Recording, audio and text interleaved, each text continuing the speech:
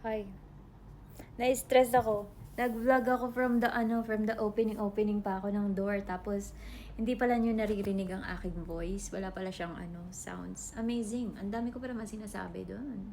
Ang fresh ko talaga sa filter na to. Kaya favorite ko to. So, kanina pinakita ko yung room. Papasok dito.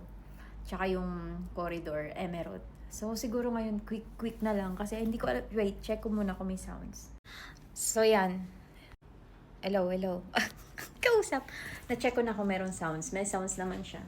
So, from the top ulit tayo. Kunyari, na-open ko na yung door kasi nag-struggle ako kanina. So, pakita ko muna sa inyo yung door. Ayan siya. Tapos, dito yung timing. Sala, naka-mirror pala to.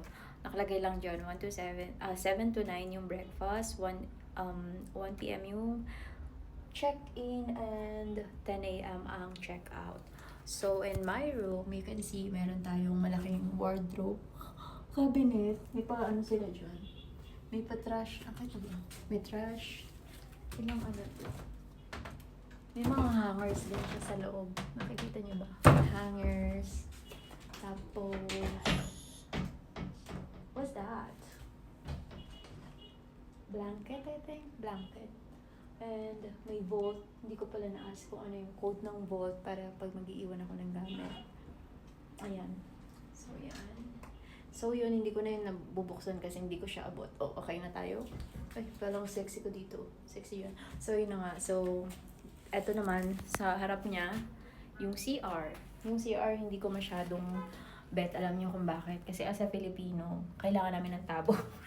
Or bidet. So, wala siyang bidet. So, for the tissue. So, gagawin ko ng paraan kung paano tayo makakapaghugas. Hindi tayo pwedeng hindi naghuhugas every night, every day. Ay, sino yan? It's me, so. Tapos, yung heater niya is working naman daw yan ang 24 hours. It should be like that. So, nagpa-upgrade tayo ng room. Kanina nasa baba ako. Maganda naman yung view. Kaso, gusto ko yung perfect para sa akin. Kasi, ako lang to eh. Kailangan i-treat ko yung self ko. So, parang, yung room ko na nakuha is $100 US. Tapos, nagpa-add ako ng $20 para dito sa room na to. Twin bedroom yung nakuha ko kanina. So, ngayon, meron akong 3 bed. Actually, 2 yung pinapili nila sa akin. Merong king bed lang. Pero maganda kasi yung view nito kasi naka-center yung Sphinx. Tapos yung 3 pyramid, makikita mo talaga. So, ito yung buong room. Actually, malaki siya. Pangmaramihan siya. Meron akong 3 bed. Kung nandito yung mga kapatid ko, nandito sana kami 3. So, meron ding sofa. Tapos, TV. Tapos, may fridge. Pwede mo lagyan ng mga food and drinks. Pero meron doon notes nakalagay na no food and drinks. Pero inas ko naman kung pwede magdala ako kahit drinks lang. Hindi naman ako makalat na tao. Kasi sabi nila, iniiwasan nila kasi nga carpet lahat yung room. So, kapag may pagkain, it's much better na kumain sa lobby at saka sa rooftop. So, yun na nga.